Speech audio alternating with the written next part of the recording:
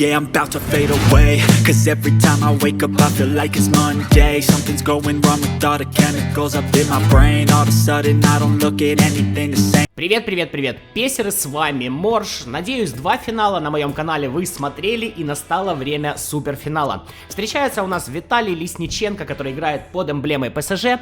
Ему противостоять будет Александр Юсас, который играет под эмблемой Наполи. Уверен, матч будет интересен. Не пугайтесь, черные полоски по бокам писали с планшета. И не пугайтесь...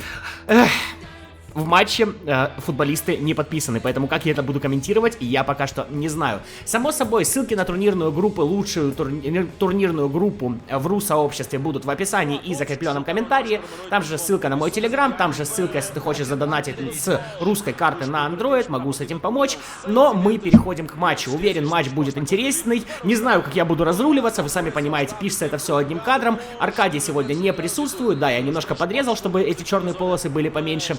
Вот, но, тем не менее, интересно всегда такой матч посмотреть. 2 победителя 2 турниров, это всегда интересно. Пока что у нас в атаке Наполи, футболисты ПСЖ перехватывают мяч. Я буду пытаться рассмотреть, кто где, честно, ребят, буду пытаться стараться, но, надеюсь, вы меня за это сильно убивать не будете. На правом фланге, насколько понимаю, я Месси, в центре принимают мяч футболисты ПСЖ. Хороший удар с подкруткой, и мяч летит возле правой штанги. Кто у нас? Неймар, если я не ошибаюсь, пробивал. Ну, скорее всего, Неймар. Угловой, который подавать у нас будет Месси в форме ПСЖ. Низкая подача идет, сразу же вбивает Виталий мяч в ворота. Что называется, взял быка за рога, и Роналду тут прекрасно, конечно, открывается. Роналду с Месси в одной команде, странное ощущение, тем не менее, вот такая вот связочка играет.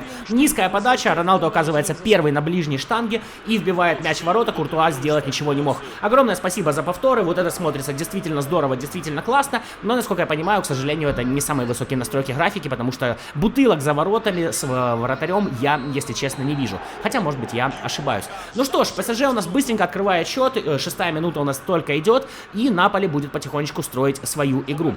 Само собой, против Виталия Лесниченко играть очень сложно. Кстати, я с ним был в группе. 2 раза я ему всрал хорошенько. Причем свои матчи я не выложил. Там у меня были свои обстоятельства. Я надеюсь, вы за меня не в обиде. Но вот следующий турнир обязательно выложу, ребят. У меня уже спрашивают, когда анонс. Честно скажу, ждем финансирования. Человек пообещал, человек выполняет свои обещания. В этом я абсолютно уверен. Вот, но пока не совсем получается у него сделать перевод. Как только деньги будут на счету, сразу же анонс и будем объявлять регистрацию. Пока что единственное, вы можете подготовить состав. Скажу немножечко по составу, ребята, регламент будет только реальный состав команды. Фиалки можно, и эти избранные игроки можно, легенды, иконы нельзя.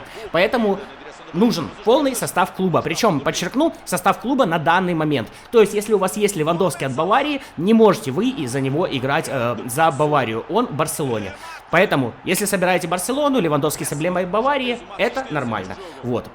Я надеюсь, схема понятна. Только реальные составы на данный момент. Ладно, ПСЖ тут перехватывает мяч. Снова Виталий начинает развивать свою атаку. У Александра что-то не совсем получается. Роналду разворачивается, отдает передачу на правый фланг. Не знаю на кого тут. Возвращает мяч Роналду. Идет передача верховая. Ну, Неймар первый на мяче оказывается, но не получается. Но тем не менее, подбор за ПСЖ и 22-я минута. Кто это у нас? Казимира, новичок Манчестер Юнайтед, вбивает мяч. На самом деле, интересная ситуация, у Казимира не особо хороший удар, тем не менее, посмотрите, Куртуа снова оказывается бессильный, мяч залетает в левый угол, здесь, конечно, повезло с подбором, но... Счет на табло, как говорил великий Лобановский. Но тем интереснее смотреть. Давайте просто наблюдать, что Александр предложит нам взамен этих 2 мячей. Но пока что он предлагает нам пас, который не прошел. Снова ПСЖ. ПСЖ в атаке против Виталия, честно скажу, очень сложно играть. Вот реально сложно. Ой-ой-ой, опасный момент. Но тут мяч по центру. Куртуа, это для него проблемы не составило. Не получился удар у Роналду, насколько я понимаю. И, наконец-то, Наполи начинает свою атаку. Вроде хорошая перспектива. Отлично вырывается Неймар. Но как можно так промазывать? Вот как меня в песе бесят вот эти удары. Ну вот просто прекрасно выложили для него мяч. Он один перед воротами, до воротов. Фигово, расстояние, фигня, война. Вообще, как можно просто даже в створ не попасть? Ну вот при всех раскладах, да, у Неймара там не супер-мега крутейший удар, но он реально достойный. Вот, не попасть в створ, ну, это прикол движка нашей игры, и я думаю, у вас точно такие же промахи бывают и и я думаю, вас они точно так же бесят. Снова перехват от ПСЖ. Давайте смотреть за развитием атаки. Фабиньо, да, судя по всему, пытался подключить Неймара на левом фланге. Ой-ой-ой, волнуется Александр. Вот такие ошибки допускать нельзя. Здесь реально мог быть опасный момент просто из-за неправильной передачи. Посмотрим. Наполи начинает свою атаку на правом фланге. Идет подключение Неймара. Нет, защитник здесь будет первый на мяче. Кулибали, судя по его габаритам. Ну, вы же понимаете, я не профессиональный комментатор, и к этим матчам, ну, у меня нет времени там готовиться 3-4 часа, заучивать у кого какой состав и четко на все это реагировать. Снова, посмотрите, кинжальная атака, хорошо становится защитник, или, да, защитник Ван Дейк становился на пути к мячу, но при этом посмотрите на действия Виталия, очень аккуратно действовал, на паузе, что называется, убирал защитника, который его прессинговал и старался пробить. Хорошая подкрутка в дальний угол, к сожалению, не залетает. Сейчас началась у нас атака на атаку, но если Виталий сейчас может рисковать, да, он на 2 мяча впереди, то Александр, конечно, если пропустит третий, то будет беда-печаль, там уже вырулиться против Лесниченко, это очень сложно. Будет удар с подкруткой, да, будет удар с подкруткой, который не залетает в правый угол ворот. Куртуа просто сел на жопу, у Неймара, кстати, отличная подкрутка, странно, что он не попал с этой позиции, тем не менее... Опасный момент, 43-я минута, первый тайм у нас близится к завершению. И два мяча пока что отделяют Александра от ничьи, от дополнительного времени, от пенальти, ну, от вот этого всего. А, естественно, хотелось бы и 3, я уверен, что в таких матчах оба товарища наших играют только на победу. Перехват мяч от ПСЖ, скорее всего, не даст судья развить атаку, тем не менее... Нет, не дает, да, тем более еще и Наполи забирает мяч. Ну что ж, 2-0 у нас на данный момент. По ударам 6-5, да, преимущество у ПСЖ, тем не менее Александр огрызается, и что-то хорошее из этого могло выходить, если бы Неймар, блин, такая корявка, попал, собственно, поворотом. Кстати, интересно, почему Де Брюйне все-таки у него стоит на центральном полузащитнике, то есть, по сути, как бы на поле атакующий полузащитник, да, а позиция сменена на центральный. Мне все-таки кажется, что Де Брюйне как центральный здесь не особо котируется. Все-таки в отбор он не умеет, у него, да, классный пас-удар. Мне кажется, что если поставить им позицию атакующий полузащитник, чтобы он больше подключался в атаку, мне кажется, там бы он принес пользы больше. Ладно, свисток, второй тайм у нас начинается. Да, кстати, по голосу вы можете слышать, что у меня хорошее настроение. Есть на это свои причины. У меня сегодня день рождения у сестры. 28 июля я вам говорил, что у меня в семье традиция. 28 июня у меня, 28 июля у племяхи моего, он же мой крестник, и 28 августа у сестры, а тем временем Наполи все-таки 1 гол отыгрывает. Неймар оказывается первый на мяче, заговорился, тут начал я свое генеалогическое древо рассказывать, а Александр собрался и смог все-таки отыграть 1 мяч. Это отлично, это добавляет интереса, конечно же, к просмотру матча. Есть шансы, всегда есть шансы на самом деле в нашей игре, вы сами знаете, что все может поменяться буквально за минуту, но Виталий не тот соперник, который слишком много допускает ошибок. Здесь еще и везение должно произойти, а тут еще и киков, Куртуа на месте, но на добивании. Вот я про это и говорил, киков. Да, первый удар не был реализован, тем не менее добивание отлетает на Неймара, и Неймар Наполи расстраивается, что Неймар из ПСЖ, собственно, забивает мяч. Бывает и такое, кикофы, конечно, в нашей игре зло еще то, но, к сожалению, играем в то, что есть, повлиять на... развитие игры. Мы стараемся, но сами понимаете, что прямо мы не можем.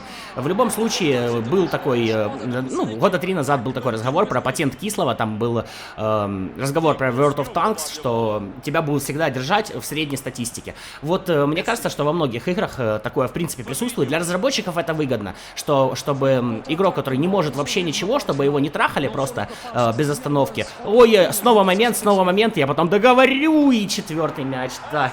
Эх, Александр, ну только собрался, только 1 мячик отыграл, и тут, конечно, двушечка влетает. Ладно, 1 с кикофа, но вот здесь вот, посмотрите, Роналду остался совсем один. Кстати, недавно мне писали, типа, не вижу в составах Роналду вообще. Ну вот Роналду в составах, и несмотря на то, что статы у него не прям космические, и скорость там, и ускорение не прям космические, буквально на 2 метра остался за спинами защитников, в офсайд не влез, и смог оформить 4-й мяч за ПСЖ.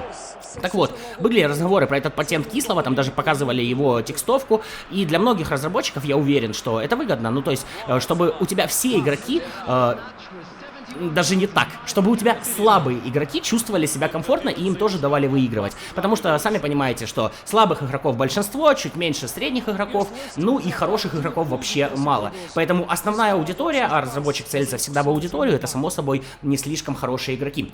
Берется пауза, само собой, 60-я минута у нас прошла, пора сделать замены. Вы знаете, выносливость у нас горит достаточно быстро. ПСЖ аккуратненько пытается разыграть свою атаку, перехват от Наполи, но сразу же перехват от ПСЖ. Пока что Александр спешит, я понимаю, нервы, время тикает, 3 мяча это много, а 3 мяча Виталию это очень много на самом деле. ПСЖ разворачивается, хороший момент, пробивает Де Брюйне, но попадает защитника. Ну, пожалуйста, справьтесь. Да, справляется Ван Дейк. Какой пас. Ой, ужасная ошибка от Ван Дейка, и Месси вбивает 5-й мяч. Ну, это похороны, честно скажу, это похороны. Здесь, мне кажется, уже не вывести. Хотя, если сейчас Александр сделает чудо, я аж крикну, визгну, или не знаю, что я сделаю от удовольствия. Хотя моржи, наверное, визжат. Да, решает сделать замены. Давайте смотреть, кого Виталий будет менять, ну а кого поменяет Александр, мы посмотрим, собственно, уже на поле, когда нам высветится, кто там ушел-пришел. В принципе, атаку ему менять не надо. Ну, типа, счет на табло. Тут сказать что-либо сложно. Кстати, по поводу составов, там, кого ставить, чего ставить. Ребят, вот 2 победителя турниров. Вы можете видеть их составы, и вы можете делать выводы, кого используют они, и стоит ли вам кого-то из этих игроков использовать. То есть, вы видите, Виталий даже, в принципе, не покупал ни Неймара легендарную карточку, ни Месси легендарную карточку. Он просто не захотел. Он понимает, что он и обычными может просто трахать без остановки. Вот. Но если бы уверен, что здесь была бы легендарная карточка Неймара и Месси, то они бы были еще лучше. Ну и, допустим, можно было бы добавить Мбаппе из команды недели, которая сейчас у нас есть. Благодаря стилям он бы, скорее всего, здесь был бы 100 рейтинга, хотя уровень стиля команды 98. Ну, тут надо пробовать. Вот эти все плавающие цифры на самом деле мне не нравятся, потому что нельзя дать точные ответы. Мне пишут, говорит, Морж, у меня 100 сыгранности, почему мне дается +2, а не +3? Я могу на самом деле пойти в размышления, ну, точнее, я знаю, почему дается. Вот можно просто представить, что есть основные статы, да, которые отвечают за общий рейтинг на определенной позиции.